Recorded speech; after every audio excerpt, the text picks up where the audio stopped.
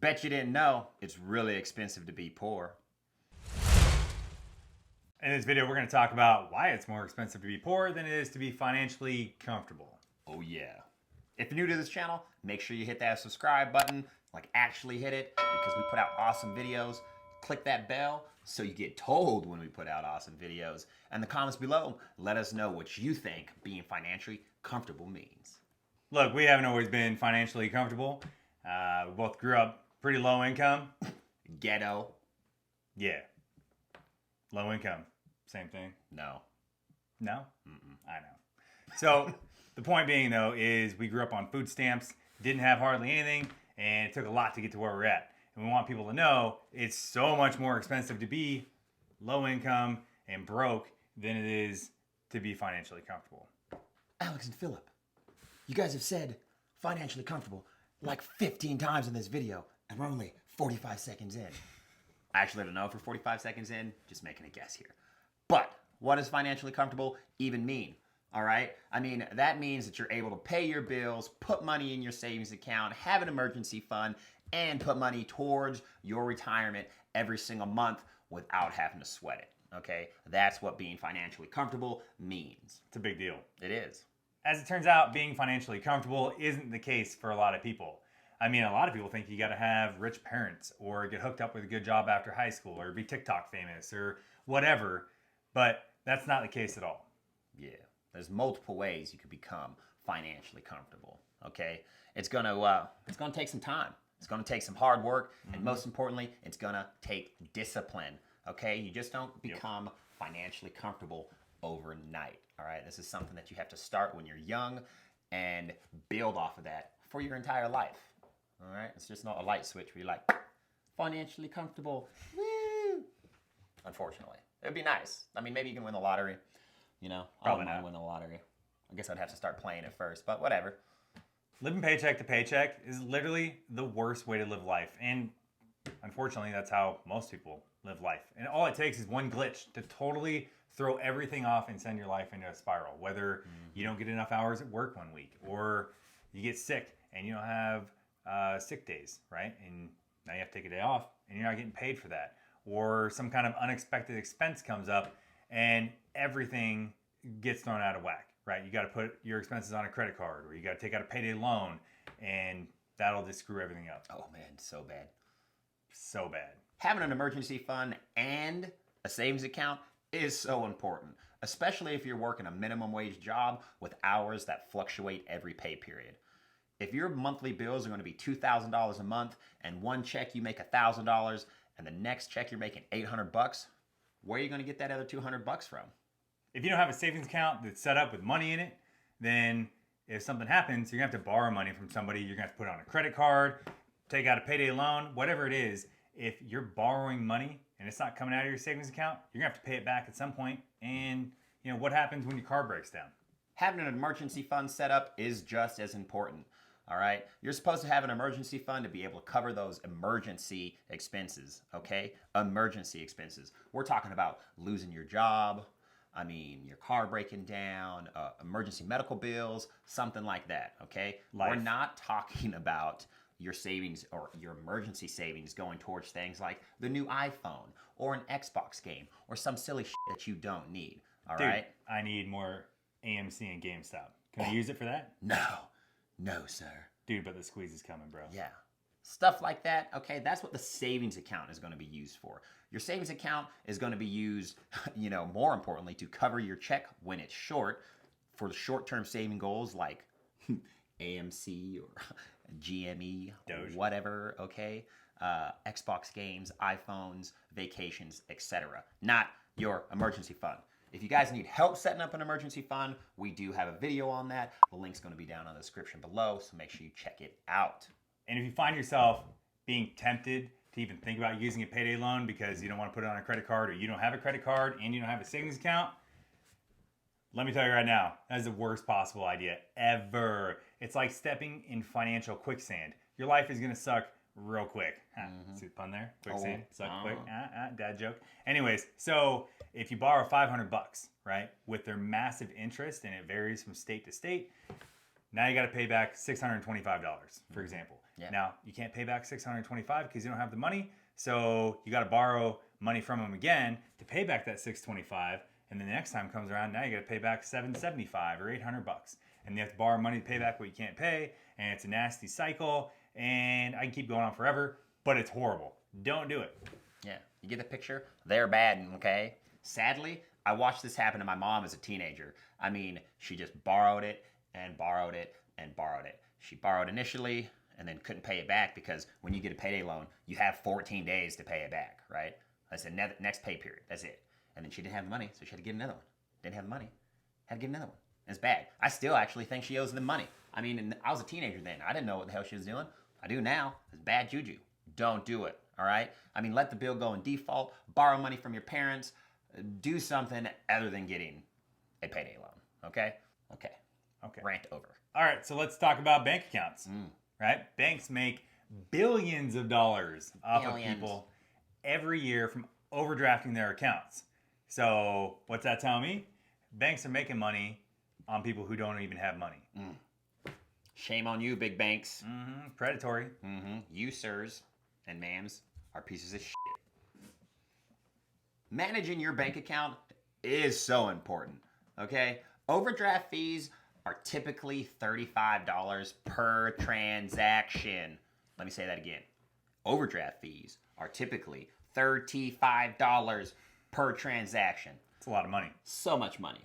Let's say Johnny goes to the gas station. Johnny needs gas. Johnny thinks he has $50, but Johnny forgot about an Amazon purchase that he did 2 days ago, and he really only has $30 in his account. But he don't know because he didn't check. He goes to the gas station, swipes his debit card, and gets $40 worth of fuel. All right? Too easy. But he don't have $40 in his account. He's only got 30. Oh. But his card still gets accepted anyways. All right? And bam. So Johnny just paid $40 for the fuel and just got hit with a $35 overdraft fee. Oopsies. Johnny didn't know. Johnny still thought he had more money. He needed a Red Bull. So Johnny goes inside. He swipes his card again for a $3 energy drink. But Johnny already don't have no money. He's currently negative. So guess what? But he didn't know that. He didn't know that. His card got accepted again. Okay? You dirty banks over here letting people go even further negative. His $3 drink, energy drink, just turned into a $38 energy drink. That did not give him wings. No, it didn't. So, it's important. Manage your accounts. Sadly, this happens all the time. All the time. You have pending transactions, you didn't realize they're pending because you weren't tracking your account, and then you get overdrafted. So what you want to do is check out one of our other videos called Banks versus Credit Unions, if you don't know this stuff, because there are important details like balance versus available balance. And if you don't know the difference in the two, available balance is what you have left after the pending transactions were to go through your account. But a lot of people don't pay attention to that, and then they have overdraft fees. And I used to work at a bank, and this happened all the time with people. They just couldn't get it through their head that they didn't have that money available, and then they were mad that they were $100, $200, $300 in the negative, and they could barely pay their bills in the first place because they were living paycheck to paycheck. And then now they got to pay for all these overdraft fees because banks are pieces of shit making profits on money or on people that already couldn't afford it in the first place. So do yourself a favor. Pay attention. Find out if they have overdraft fees or if they don't, or any kind of hidden fees that they might require. Check out the other video though, because it's a great fundamental to understand the difference in banks and credit unions and online banks. Yeah. Sometimes your bank account won't even show you like the difference between your available balance and your pending balance. You know, like sometimes they might show you on the computer, but not on your phone. Sometimes they just don't show you at all. And you have to like open up your transactions to see like which ones are pending and which ones like aren't ever have already gone through. So gotta watch this stuff. No, like the example for Timmy or whatever his name was. Johnny, right? You went to go get some gas. A lot of times the gas station will just charge your account like a penny or two just to make sure that it's an actual real account. And then a couple days later, the full charge goes through. So in the meantime, you thought you might have had some money and you went and got the Red Bull and all the other things. And now you got 3 or 4 overdraft fees. Yeah. Now, let's talk about credit. Credit is important also. Okay, and this is the last thing we're going to talk about here in this video. But like I said, it's important, just like everything else. Okay? Credit is something that every adult is going to need at some point in their life. All right? It don't matter who you think you are, unless you're just like a big old millionaire. Okay?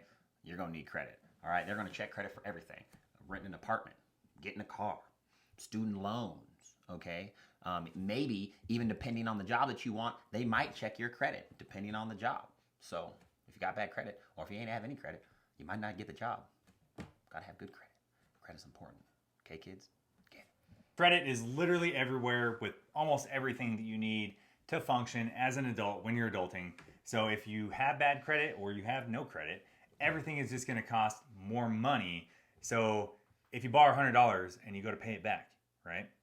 Now you owe $125 or $130 or however much it takes to pay that back because you had a really high, disgusting interest rate because you didn't have good credit. So if you don't have good credit or you have no credit, lending institutions or banks, financial institutions, whatever you want to call them, are going to think twice about lending you money because maybe you don't have good history of paying stuff back. Yeah. That's just going to cost you more money to borrow money. Mm-hmm. So let's say you have bad credit, but you need to buy a car. Did you know that you could buy the same car as a person with good credit? You'll just be paying a lot more for it. As an example, let's bring back Johnny. Okay, so Johnny, he's got bad credit. He's got a 600 credit score. Okay, and then you got Jimmy. He's got a good credit score, 720. Ooh, good credit score, right?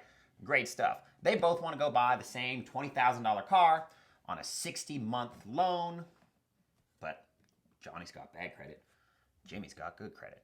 So there they are. There's this $20,000 car, the exact same. Miles, condition, everything, okay? But since Johnny's got bad credit, Johnny's getting a, what is it? Hold on one second. 20% interest rate, okay? 20% interest rate. That's so bad.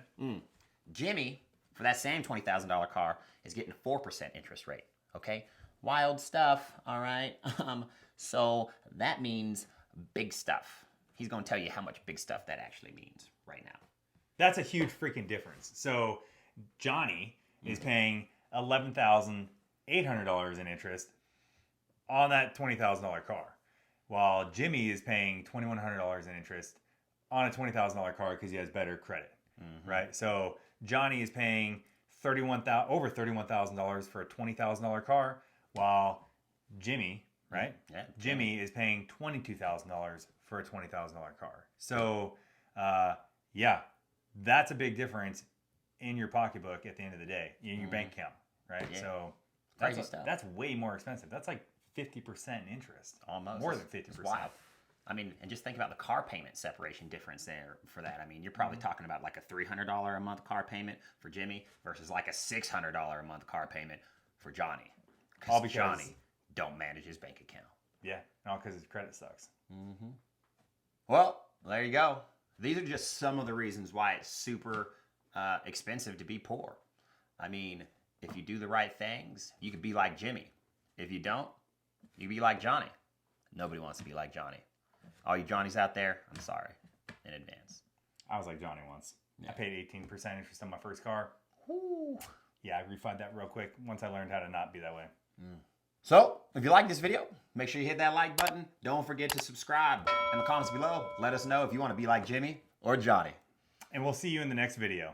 Yeah. Bye. Bye.